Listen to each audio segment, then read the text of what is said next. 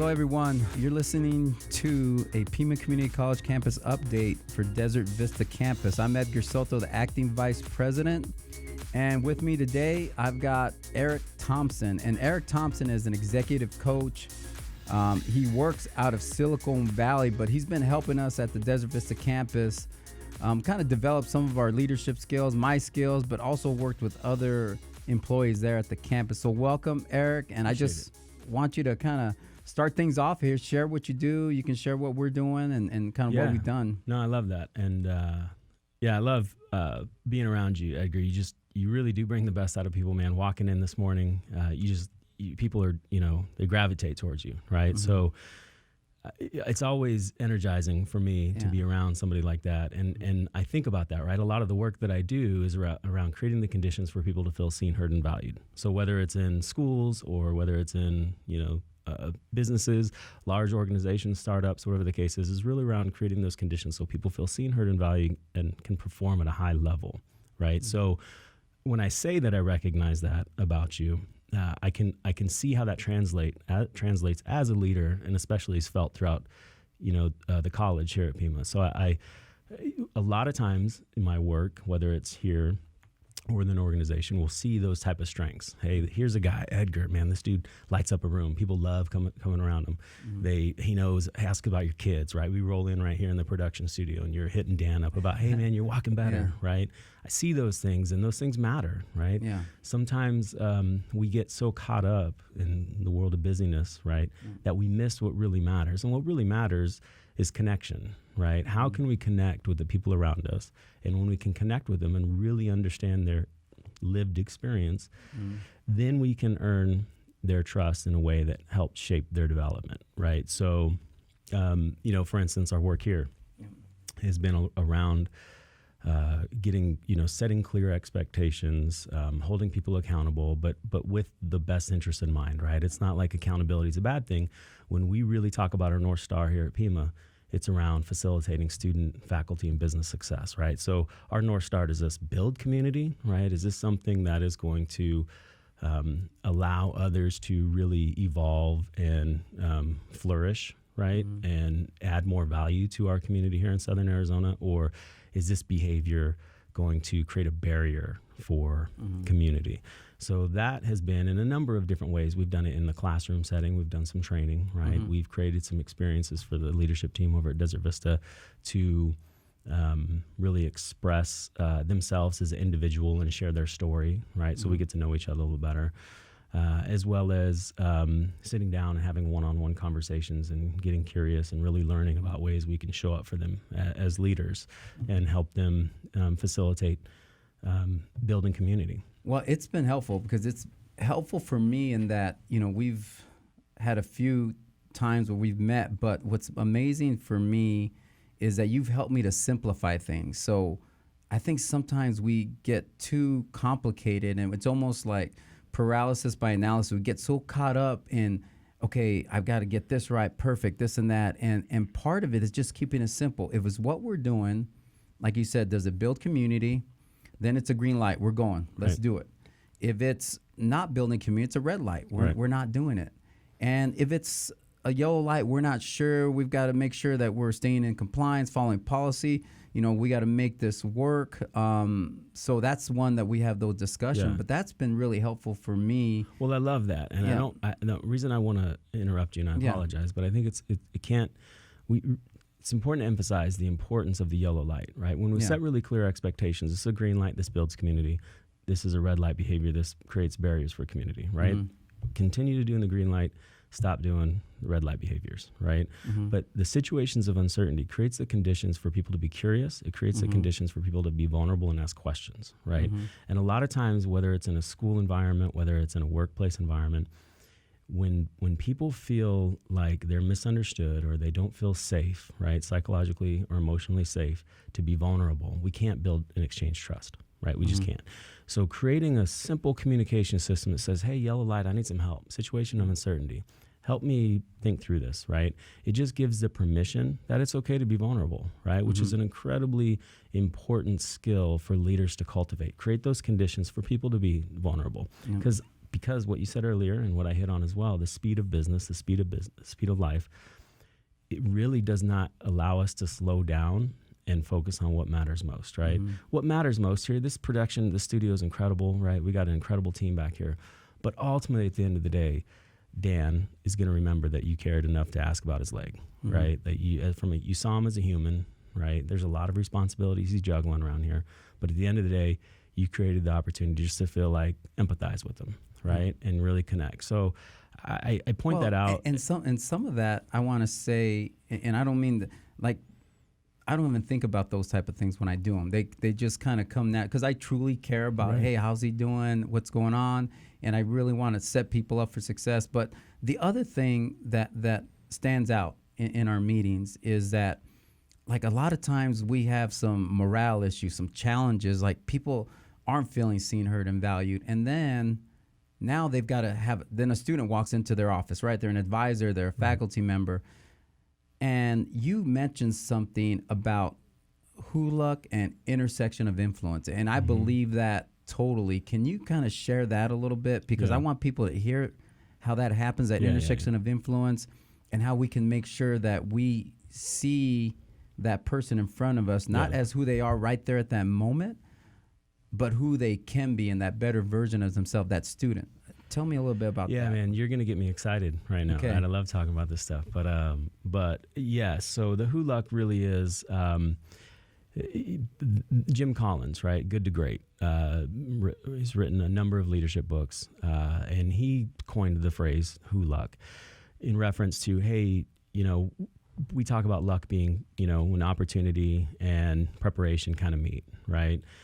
But where HULUC is we have people that come in and out of our life that will absolutely change the trajectory of our world, right? So I think about maybe a really incredible baseball coach in my past, or an educator that just at a time where I was lost, somebody said, hey, I see you, I'm going to pull you in, right? I need you. You're valuable to me. And they invest in me, right? And that investment, whether it's a 15-minute conversation, it's a year-long relationship of continued coaching, whatever the case is.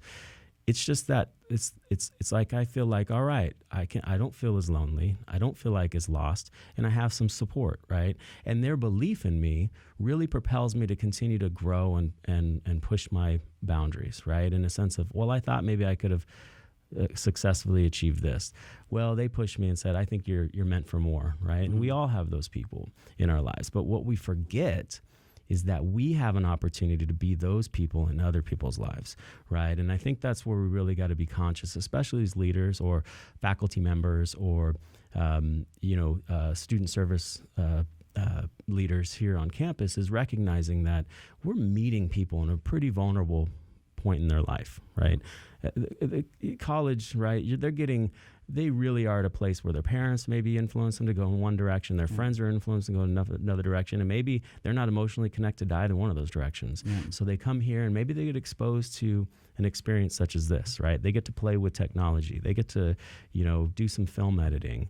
They get to get into some AV, and all of a sudden somebody sits there and they light up and connect with that, right? So here's a story I heard, and I got to share this with you because I think I might have shared it with you already, but student here at Pima completed their time at Pima, and I don't know where I heard this story from, but I know the student said that one of his motivators was that he would show up every day at Pima same time.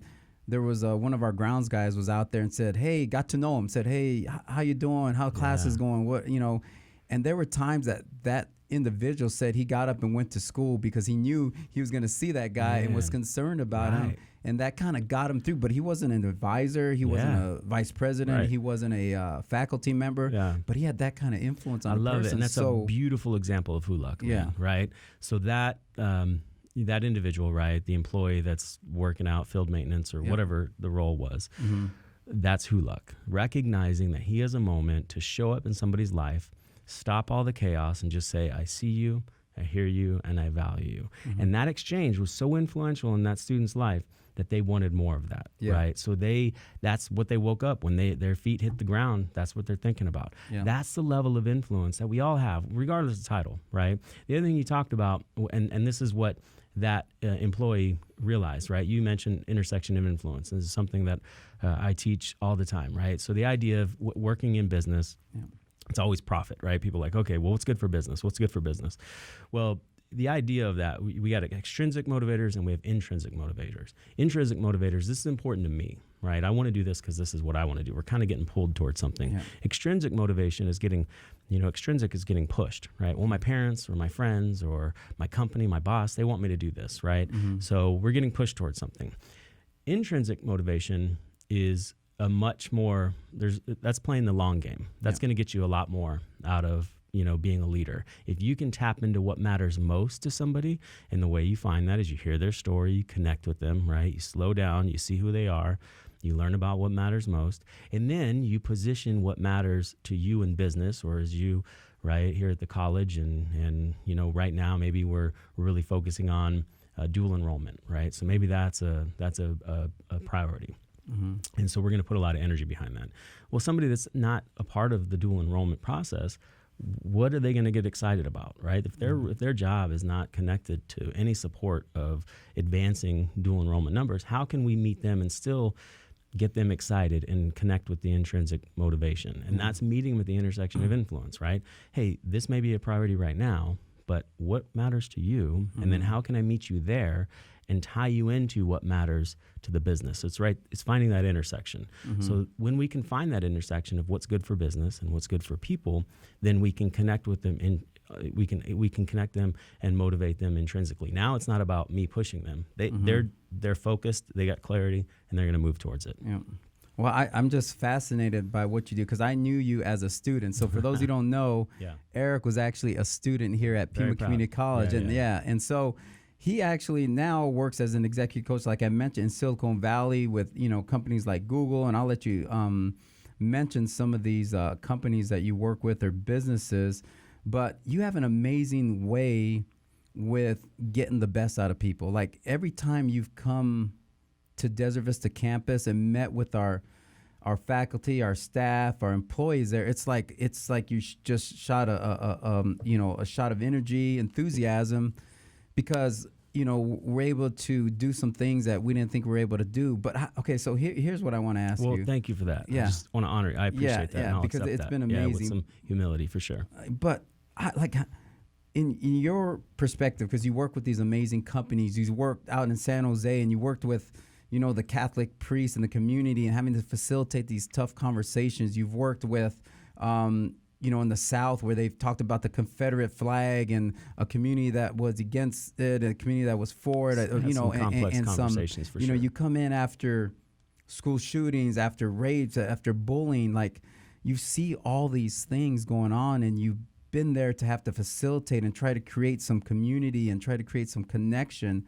And you've brought these skills to us. I mean, in your perspective and what you see and what's going on at Pima right now, because you've heard people have told you things that they don't feel good about. Like I don't feel like helping this student because I just don't feel like Pima values me. You've heard the good, the bad, the ugly, everything. Yeah. In your perspective, with all these experiences that you've had, what are some opportunities we've have here at Pima to improve? Yeah. And maybe what are some things that we're doing well? Because I feel we're doing some great things, but I feel like we could even do more. And whether it's at Desert Vista campus, throughout the whole college, what do you? Well, yeah, no. So I am on the back end of when things get really bad and tragic. So one, I just want to honor you and Pima for bringing somebody like me in on the front end. Right. And so that's always a sign of good leadership, right? How can we bring in somebody that has an outside perspective that we can they can kind of evaluate us, give us a different, look and give us some insight of how we can improve. So one, that's a testament to you and the leadership, here at Pima, right? So there's, from that standpoint, that's always a really good move, right? Continuous learning, and we're modeling at that leadership level. I also see, right, there's a lot of really great energy here. And, I'm walking here on the West Campus this morning. Yesterday, I'm walking on the Desert Vista campus. And I get this feeling every time, right? I remember what it was like being a freshman and feeling overwhelmed, right? Walking on the campus first time and being like, can I do this? I wasn't a really good student in high school. The only thing that got me through was my ability to develop relationships and kind of, plead my case to teachers to pass me. And I didn't know that would translate at the college level, right? And so, especially we're talking 25 years ago, where it was really, it wasn't student focused, right? It was not what it is today. So when I can connect with that energy and stand on campus as I'm walking, and I can walk behind a group of students that are coming in today, I there's a sense of wonder for me, right? There's a sense of like, it's palpable walking around here, the energy, the curiosity, right? What can what's possible in my life, what's possible in humanity, right? To me, I feel that here. So, and I feel that with your leadership team. And I see a really high commitment of wanting to do what's right, not just what's convenient, right? We've had some tough conversations with the leadership team. People have been vulnerable. We've shared, an opportunity. How can we be more inclusive, right? How can we make sure that we have representation here on campus so our staff and faculty, our students can look to our staff and faculty and recognize, like, I belong here because I can see somebody that looks like me, right? Or believes what I believe. Okay, so you're saying something right now I want to hit on. One of the things that I've been challenged with is when we have a lot of these meetings and whether it's my cabinet meeting, you're coming in, Pima, a lot of our faculty are adjunct faculty, right? And then we've got some full-time faculty that do an amazing job. We got Sean Hillman and Darla Aguilar over at the Desert Vista campus, and they're the department heads in the area, and they're like doing some amazing things. I feel like faculty is the conduit that's gonna get that connection with the student, or they have the opportunity more than most. Because I know we just talked about a potential grounds guy, an advisor. Even myself, but I'm not going to meet that student 2-3 times a week. Right. And I feel like we've got to get faculty more involved in some of these decisions or included in some of these things. I mean, what can I do to make that happen? So if this is going out to faculty right now, right, what can I shout share? Out to faculty members. Yeah, shout out to, what can I tell them? How can I get them more involved and kind of included in everything that we're doing? Because they meet with the students all the time. And I know they might not have all the skills to check on their residency status, because that's the one thing I've always say, remind students to check their residency, because sometimes if we don't get this done by a certain time, they could be considered out of state. Or remind them that we've got a tutoring or learning center here where they can get tutoring and get support. Or, we even have, our counselors, we're connected with our Jorgensen's group if they have any kind of mental health or personal things going on. I mean, how do I? What can I do to help so one, tackle? the fact that you recognize that's an opportunity, and that would be the feedback that I would provide to you as it relates to what can we do better.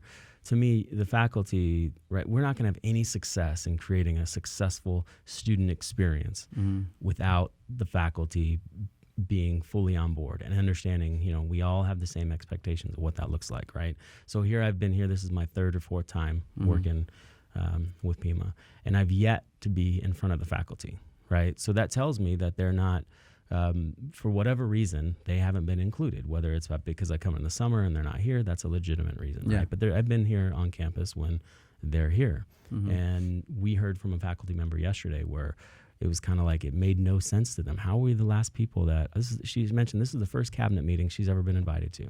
She's like, how does that happen? Right? Like, to me, that makes no sense. The faculty should be who we're investing the most in, right? So, and I agree. I would say that as an opportunity, and I answer your question, how do we engage them?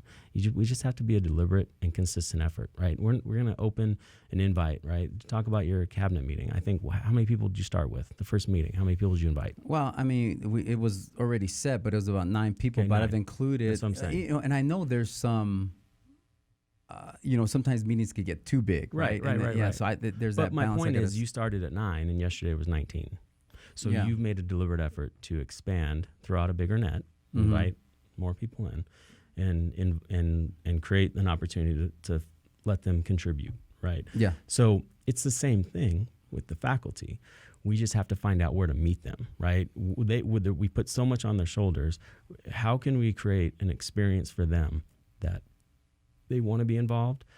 It's not inconvenient for them to be involved, right? So there's not a resentment because they already feel like maybe they're asked to do too much, right? Oh, they are asked, right? And especially adjunct. Yeah, they come right? back and forth. And then that's so. How can we meet them where they're at, their intersection of influence? And the way we do that is we sit down and we talk with them. We ask them, "How would you like to be involved? Right? Where can we meet you at? What is it that you really want?" Right? And then we just reverse engineer that. So the first step is we got to create an opportunity for communication, just some real vulnerable communication.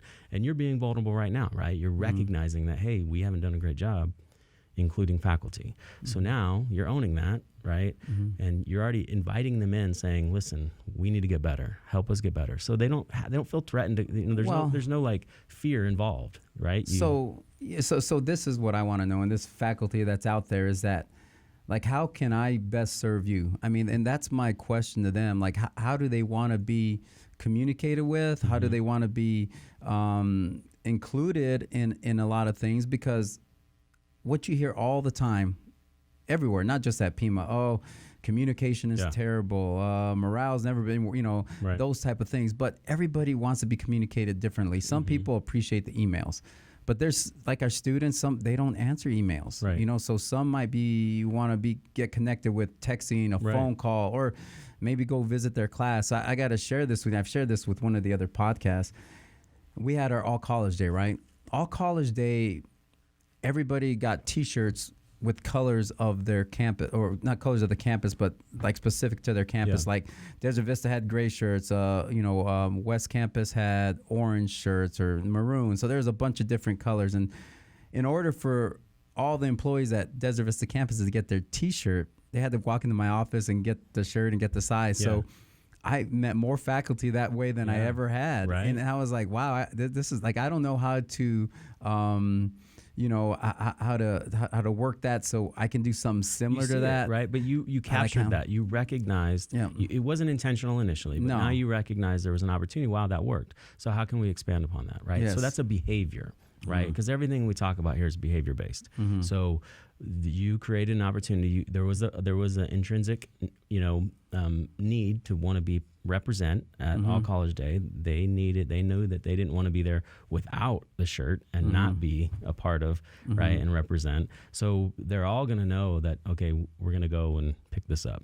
The fact that you put it there in your office, one may have been initially because of convenience, and you got such an incredible support in Marisol, right? But now you recognize, whoa, this is a moment for connection. Okay, so they want connection, right? If there were authentic interactions and you recognize they're receptive to it, right? Then how can you create more experiences like that? Is it that can we, hey, once a month there's free coffee coming to my office and you get free coffee, right? I mean, there's a lot of different ways. We just got to get creative, right? You got to find out where to meet them. What do they want? How can you go into their, right? I think you have a faculty support center on your campus, right? Yeah. Right. So are you spending time in there? Right? Are you meeting them there? Right. Well, no, I'm not. But that's another good point. That's what I'm saying, yeah, right? Exactly. So where are they at, and where can we go meet them? Asking them to come to meet us. I don't know that shows that you're really invested in what matters most. Well, it's not convenient because it's almost like you have commuter faculty members with the adjunct faculty, like you do commuter students. You know, some just want to come in, get their work done, and then go because they have other jobs, or in our full time don't have that maybe not concern. But I know our adjunct, sometimes they're maybe teaching at multiple campuses, so I've got to figure out a way to make it convenient for them. But that was one of the things that I talked about. I know with Jessica that works in the Jessica and Letty was that they communicate with faculty all the time, and they're like, hey, you know what, faculty are having some concerns about this or that. So that's something that I think I need to explore and take some action on. So that's so the good. behavior would be, because we're talking about behavior, would you making a deliberate effort to be available in where they congregate, right? So that's something, and we talk about behavior because it has to be recognizable, then it has to be replicable, and once it's recognizable and replicable, it becomes sustainable. Right. So when we talk about a lot of building, green behaviors, community building behaviors, that would be a green behavior. Right. So, and now we can name it, and we can influence other leaders to duplicate that. Yeah. Right. Okay. So I'm curious about, what do you suggest like we can do like right now, because one of the things that I want to take action on this stuff now, and I think there's things that we could do right now. Like, what's some of the behavior suggestions that you have that can result in quality or positive change for our campus, for PIMA, for whoever's listening in on this, who's like, what are some things that you feel that we can take action on right now and do it? Because I don't think that sometimes we don't realize like the influence we have on somebody, that we can say those two words, you know, and what, you know, somebody shows up that day, they're not in a great mood, but they got this student coming in who's took every bit of effort to get out of their car. And because we have those stories too, like we have students who've come to PIMA, they've said, you know, the first time I came, I just stayed in my car and then went home. Like, what kind of behavior can we take action on, do you suggest, so we can be there for the student and make a positive change? Yeah. So change, and I think to honor the community out there, right? The faculty and the staff and even the students, there's been a tremendous amount of change here at PIMA, right? There's just it's a very dynamic environment, which is really great. And like, you can connect with what it can be, but it can also be a pretty uncomfortable experience to go through, right? For a lot of people. And the number one leadership capability, and this has been researched over and over and over again, and we can be terrible at a lot of things, right? We may not say the right thing at the right time. We may not be able to always be, you know, have an executive presence, or we may not always be able to work across conflict in the most perfect way. But what we can do, and what's critical, and I would start with the foundational soft skill, which is either active listening or emotionally responsive listening. We just have to be better listeners, number one, right? We have to pay attention, first of all. And that's become increasingly more difficult in the workplace. Is there's so much to do. We feel like we're always on, right? People are tethered to their phones or whatever because of email or, you know, responses they need to be accessible or whatever the case is. But we just have to create the conditions to be better listeners, number one. But when we listen, then we have to, the skill that will build community faster than anything else is the ability to deliver focused, informative feedback, right? The ability to say, first of all, when I talk about feedback, right, it is when we do something, when we're working, right, we are just wired for this. It's human nature that we put something out into the world and we expect it to come back to us at some point, right? We're putting something out there, good, bad, indifferent, and there's some sort of an expectation that we're going to get feedback coming back, right? What's happening now, those loops aren't closing, right? So we're opening these loops of waiting for this information to come back to us, and it doesn't come back to us, especially in the workplace. If I'm doing a really good job and I'm going to take a chance and you know, run this project, and I launch it and do some sort of initiative, and nobody says anything about it, right? I'm waiting for it to be honored, or I'm waiting for people to consume it and value it, and nothing comes back to me. Then one or two things happen. I either sit there and think, well, I killed it, I crushed it, this is awesome, high five to me, right? Nobody said anything, must have been great. Or I sit there and say, I put a lot of energy into that and nobody did anything, they must not care. So I either and if the first one, it was a terrible project and I just didn't do quality work, but nobody's holding me accountable to it, then I'm just going to continue to produce low quality work, right? But if I do something really incredible and nobody honors it or values it, then why am I going to put the energy in next time if I know that nobody's going to honor it? Okay, so two things I got to share with you here. So first of all, and that's what I love about athletics, because athletics, when I was coaching, it's constant feedback. It's like, hey, you know, get your elbow in the right position, do this, you know, you did that well. Even some, hey, you know, you didn't do a good job there. You get that constant feedback. But how can you, because as a leader, like I would be fine if somebody was constructively critical of me. I've always opened it up. Like, I've told the people that work for me, hey, I'm going to give some ideas, but if you think I'm full of it, I need you to be okay telling me I'm full of it, because I don't want to do something that's not going to make sense. And you guys know, but just because I'm maybe a supervisor, I'm the one that that you think you have to do it, because I really truly believe that as a supervisor, as a vice president, like I'm there to serve my employees. Like I'm there to Right. give them what they need to be successful. You know, when I was doing the arts and humanities dean, I didn't know anything about music. I didn't know anything about singing or acting, but I'm there to support and serve and give them what they need to be successful. Just like when I was the athletic director, I didn't know much about tennis or golf, but I would give them, you tell me you need these golf clubs, you need these things to be successful. That's what I can do. But here's my concern. So we've got a lot of employees, a few administrators. How can an employee say, look, hey, I did a good job on this project. You asked me to see this through, but you know, I don't feel like you recognize me. I don't feel, because you know, most people aren't going to be vulnerable enough or feel confident enough to go talk to their supervisor. But how can they frame that conversation?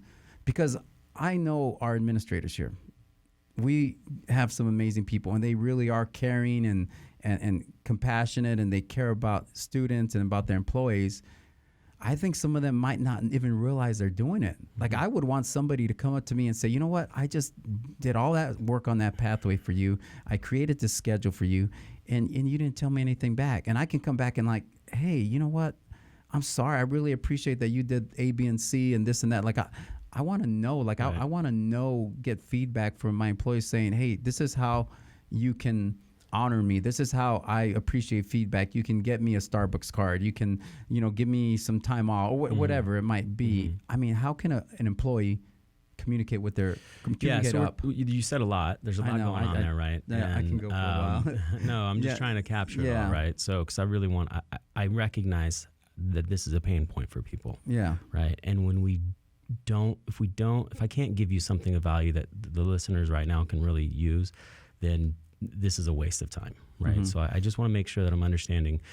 And part of your point is a cultural problem, right? So part of what you pointed out is culturally, here at PIMA, we do not honor or praise good behavior, like, you know, business community building behavior well enough, right? So one, we got to create a language, and that's a lot of the work that we've done, you know, over at Desert Vista campus, is getting really clear on who we are, what matters most, right? And then giving a language, green, red, yellow, and then teaching them how to deliver feedback, right? The 3 rules of feedback, first of all, it's got to be timely, right? So we got to do it real time, like as soon as we see it. We can't hold it up and wait for some performance review. That's just a waste. The second thing is it's got to be specific, right? So a lot of times we say, hey, good job, Edgar, you did a great job, right? But if you take it back to how we started here, I pointed out something very specific that you communicated with Dan. You were curious, you connected with him, you invested in relationship, which is the number 1 rule in feedback, right? You got to invest in relationship. Like, we have to recognize that we're humans and work is emotional, and I want to make sure that I'm exchanging and building trust, right? And the only way to do that is through time and relationship, right? But so specific feedback is a relationship builder, right? Hey, I see that you took time, asked Dan about his leg, tell him he's moving, better, all that kind of stuff. That was a specific behavior that now I can extract and replicate somewhere else, right? So when I'm giving you feedback for that, it's specific. So we got timely, we got specific, and then we got to tie it to the future, right? Oftentimes feedback, we look behind us, right? Oh, well, that could have been better, X, Y, and Z. But we don't tie it to what's happening next, right? So when I tell you, hey, Edgar, I love the way that you bring energy in the morning. You're curious. You light up the room. You make other people feel better about themselves. You want to know about how they're doing and how they're behaving, right? And what's going on in their world, how they're feeling, all that stuff, right? You create those moments. But what I love even more is that absolutely builds community. But then, right, as somebody who's coaching you, I'm going to say, the more that you do that moving forward, right, the more that people are going to feel comfortable around you, and they're going to come up and be able to give you some of the criticism, right? Mm-hmm. So that exchange that happened is going to serve your future. But I'm pointing out, as a leader who's trying to coach you, I'm pointing out, making a connection to the feedback to how it's going to serve your future, right? Going back to the intersection of influence, because I know what matters most to you. Yeah. I've spent enough time knowing how much you care, right? Mm-hmm. So now going further, so that the cultural opportunity we have here at PIMA is definitely praise the behavior we want more of, right? Okay. Number 1. And then number 2, accountability comes from, if I'm in relationship and I've connected with somebody, then I've earned the right to be able to deliver some constructive criticism or coach them, right? The problem is we get it messed up. As a leader, we feel like we're entitled to be critical of somebody else because of our position, right? But we haven't invested in a relationship. Listen, if you haven't shown me that you care about what matters most to me, I could give a crap about the feedback you're going to give me, because you know what? You haven't positioned yourself as a loving critic. Yeah. When you position yourself as a loving critic, that I know that you care about what's best for me and my future, then when you hit me with some, constructive criticism or something that could sting, I'm going to be open to it, because you know what? You've been there for my wins, and you've honored me for my wins, and you've showed me that you see me, you hear me, and you value me. So that's important that, and I know we've heard the 5-to-1 ratio. Like if you're gonna 4-to-1, but the 4-to-1, If you're going to criticize or be critical of somebody, it's important that you've shared at least 4 good things that they're doing right? Or is that, how can I so say 4-to-1 is the ratio. And that comes from an active listening research, right, around winning social interactions. When you are in a conversation with somebody, and if you're listening 4 minutes to the 1 minute that they are talking, it doesn't even have to be that, but if you listen more than you talk in a social interaction, you're going to win that social interaction. Yeah. They talk about speed dating, and they rate people after they've just sat down and talked with each other. And whoever talks less is usually rated higher, right? So first of all, when I went to the 4-to-1 ratio for praise, 4 praise type feedback to 1 coaching or critical type feedback, that's just tipping the scales in our favor of saying, listen, we're going to pay attention to what's going right. We're going to honor people for what's going right, because there's a lot of really great things that are going on around us, right? Let's raise our awareness, speak to it. Then when we see something that, hey, it could be improved, we can deliver that in a loving way that shows that I respect them and I care about them. And people respond really well to that. Well, okay, so let's just do this, because we're going to kind of finish up here. I know you've got to get to Desert Vista campus. Let's kind of role play. I'm terrible at role playing, but so you've done some amazing things with your executive coaching. You've done some things, and I haven't given you any praise. You feel like I haven't valued you. How would you approach me?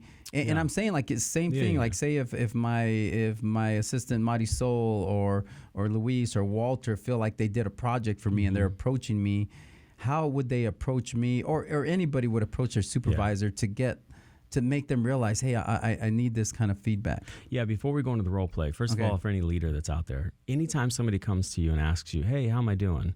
They're basically asking for feedback, right? Okay. They're asking, hey, are you even paying attention to what I'm doing? Give me some sort of, and the worst thing you can say to that is, keep doing what you're doing.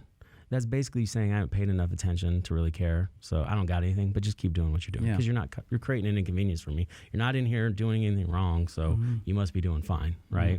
It's terrible. Well, so the thing over at Desert Vista campus is, like, people don't complain. You know what I mean? Right. So a lot of times I don't. They're just very, like, a lot of humble people. Like they're just gonna do their job, and so I appreciate that they're always just working. Like even when our cabinet meeting, we had all these computers. It was just kind of awkward, but you saw like everybody just kind of rallied around. We make things work somehow, some way. So for those people that are kind of maybe introverts that won't share that stuff, like how do I bring them out, or you have to create the conditions. I always talk about you have to set up the dominoes. Everybody's different strokes for different folks, right? Some people, like yesterday, we had somebody come in and was giving you some criticism, right? Had no problem coming to your office and tell you, hey, I think you can do better, right? And it came from a very loving place, and you're gonna have those people, right? It might sting a little bit, but okay, cool. Yeah. And then you're gonna have people that, hey, they're just kind of, they may have trauma from a previous boss, and they just don't even want to be around authority, anybody that's perceived authority, right? Because they've been abused before, right? So in those situations, you have to create the opportunities to meet them where they're at, right? And they may be very slow to give you feedback, but in time, because you invested in the relationship, you're going to develop trust, and then they'll be able to communicate to you. So I feel like that's a leadership problem. I don't feel like it's a faculty or a staff problem, right? So if somebody's not communicating to you and being truthful, that's a leadership problem. That's not, I'm not going to put that on faculty members. Well, okay, right? So here's another part of that then. How do I empower people to do that? Like, so I want to empower this faculty member. I want to empower this staff member. I want to empower other leaders. Yeah. Okay. So I'm just trying to say is, I want to create this space, this environment, this community where we can have this open, honest dialogue. Yeah. But sometimes it's going to have to come from the bottom up. It might have to come from some other place. And so how does that conversation happen? So let's do our role play. Okay. You've been doing great work. You come in, and I'm not gonna role play what I would really do, but I want to see how you would react to this. All right. So I'm coming to you. I've been working with you. I'm looking for feedback. You haven't really given me much feedback, right? Is that what we're doing? Yeah, exactly. Okay. Yeah. Hey, Edgar, you got a moment, man? Yeah. What do you got? Cool. Hey, it's been great. I love working here at Pima. You just surrounded by really, really loving and caring people. So you've done just a wonderful job of building a talented team.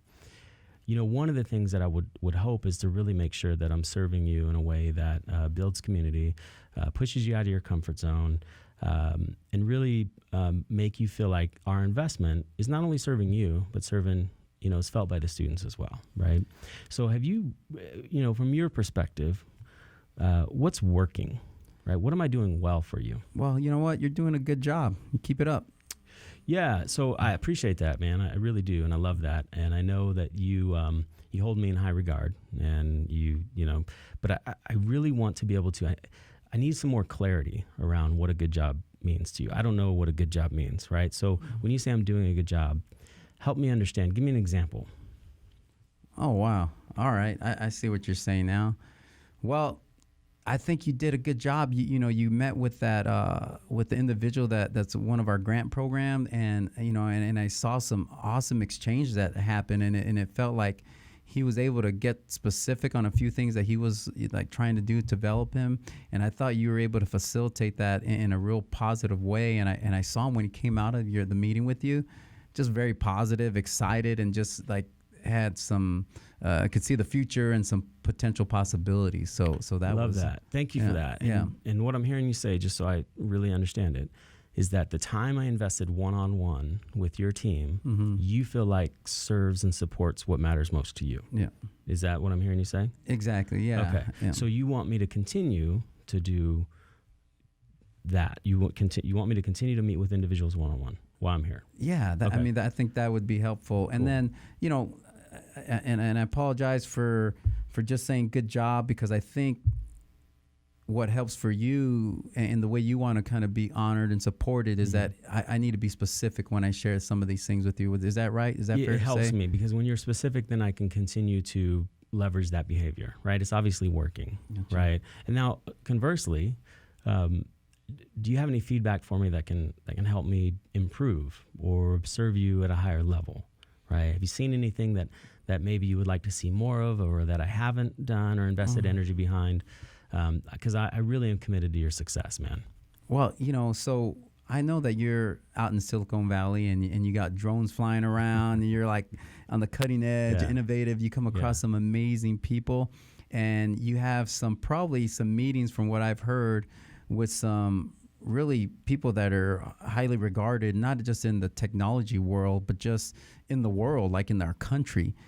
Like what I want to do is I'm not good at being real original. I want to see what's working for people out there, and maybe how we can bring it here to Pima. So I know we're in role play, but that's actually a real question, and that's some real feedback. So let's stop our role play. But no, so that's a good question for me. Is that one of the things that you can do is that you share a lot of these experiences. So cut role play. So we're regular now. Okay, So I'm lost in the character. Exactly. Is sharing some of that stuff, because I think one of the things that we do, like advising, we call it intrusive advising. We're really trying to get in and understand what the student knows, but they're first generation, they might not know, but maybe, hey, let me help you along here. Here's something that would work. This is a program of study, or something that would work for you, because just talking to you, I've gotten to know you. I think you do really great as a surgical tech here. Look at it. Here's our program. You see these amazing things. I mean, you're there every day. Your family, your kids play sports out there. Your wife is like some amazing biochemist, scientist, right? Yeah. Really, she wears the cape. Yeah. So she's an amazing person. And also, no, she went straight to U of A. She didn't come to Pima, did she? She may have taken a class here. Too. Okay. Yeah. But she's very, very bright. She worked here. She worked in here, the community campus, registering students for a little bit. Okay. Yeah.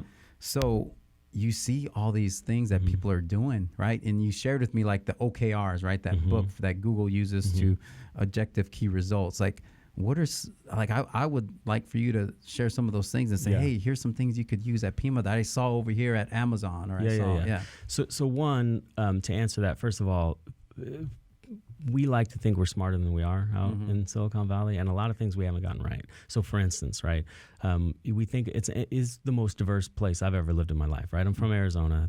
I can see any type of person that I would ever imagine that walks this earth lives in the Bay Area. Right, but yet still in the leadership, we like to talk about, hey, we're so progressive and we got it all figured out. But yet the numbers are still 7 out of 10 executive leaders are white men. Right. So you're telling me that we're in the most diverse place in the world, and the talent is global for sure, but yet white men are still 70% in leadership positions. So first of all, we're not as smart as we think we are. Okay. First of all. And secondly, I would say that the work that I'm doing with organizations is the exact same work I'm doing here. We need to slow down. We need to make sure that we can take a breath. We need to go deeper to go higher, right? We need to really be more grounded in who we are. What are our values as an organization, right? What are our priorities, our organizing principles? And then what are the behaviors that build business? And then what are the behaviors that, create barriers for business? It's the same thing. We have to slow down, pay attention to what matters, develop meaningful relationships, exchange trust, all those things, right? That would be the first thing. And then I would say, yes, there's some opportunity in the world of education to be a little more agile. And agile is obviously, a term through software development that is this continuous improvement process, right? That we don't, create this idea, fall in love with it, and never change it, set it and forget it, right? We're constantly improving it. So I think that we can be a little more nimble and agile in the world of education for sure. Well, and I agree with that, because whether it's our application process, whether it's financial aid, all these other areas, I really think that would be helpful. Yeah. So I know we're getting close to the end here, cool. So we'll start winding down. But first of all, I just want to thank you and honor you for what you've been doing. I feel like Give me specifics, man. Well, okay. So every time I come out of me, I feel like I've gotten smarter with you. So, some people, you bring the best out of people for sure. Sometimes, you walk in the meeting with some people, they just suck all your energy out. Well, Those vampires. Vampires. So you give me energy, and I appreciate what you do, because I think you've been able to connect with a lot of people, individuals there at the Desert Vista campus. But what's amazing is the follow-up, because a lot of times you'll go to a conference, you hear somebody speak, and then it's over. Yeah. Now you do the follow-up. You check on things. You get to know people. You know people's names. You know their story already. And I'm just like, wow. So thank you for doing that. I appreciate it. Any last words? Yeah, for sure, man. I think it's important, right? I always talk about we got to fill people's tires up. It's like the pit stop. As a leader, right? Can we put life into people, or do we suck life out of people, right? And I want to be the person that brings the best out of people, and that's what you do so well, right? And it's palpable. We feel it all throughout campus. It was funny, in preparation for this, we sit outside in the foyer, right, drinking our coffee, and I was like, there's no way we're going to be able to prepare for this sitting here, because there was just a stream of people coming to you, right, one after the next. So, hey, what's up? What are you doing over here, right? Yeah. So I love that about you, right? And I think that is contagious, absolutely. But to bring that out a little bit, so everybody can kind of, because you mentioned earlier introverts, right? We're not all extroverts, right? We're ambiverts, we're introverts. We exchange energy differently. So to whoever is listening to this, the 3 or 4 people that are going to be here to this, our people here, right? Whoever's listening to this, what I think it's important to remember is the work that we're doing here is incredibly important. When a kid like me can hit campus at 18 years old, lost, right, and not having any idea what I'm going to do in the world, I'm afraid, I don't have a lot of support in my life, right? How am I going to figure this out, right? And to come here and feel people say, I see you, I hear you, I value you, is really the platform that has put me in a position where I can walk into organizations and help them get better. And so I did that. I'm able to do that with a sense of confidence because of the experience I had when I was 18, 19 years old here on campus, right? So don't underestimate whether you're a field maintenance person, right? And you're saying hi to somebody every time they walk in. Don't underestimate the value of that. Because this is not about who somebody is. This is a unique space where we step into like this this almost like vortex where I can step into, and every time I hit campus, it's about not who I am, but who I want to become, right? And if we as a community really tap into that energy and show up for our students on a really committed level and speak to them about in a way that we believe in who they could be, we're talking about global change, no doubt. So I just want to honor the people out there that are doing this work. It's so meaningful. It cannot be like overstated. You're building communities, right? Not only here in Southern Arizona, but throughout the world. And what an exciting time to be a part of this, because the mechanism of education is changing. And I think the junior college model, the community college model, is really, it creates pathways for opportunity for students, underserved communities, right? This is the equalizer. We're not all going to go to Stanford's. We're not all going to go to Harvard's. But you know what? We can all come here and tap into that same energy, right? And feel supported. And so I love that. That to me is energy that we just want to consume, right? So don't lose sight of your influence is what I'm trying to say. And I just want to honor everybody who's listening to this, because it matters. What you do matters for sure. All right. Well, thank you. And for those of you who want to connect with me, you can email me, you can call me, you can stop by my office, you can text me. So thank you for listening in or watching us, and have a great day. Yeah.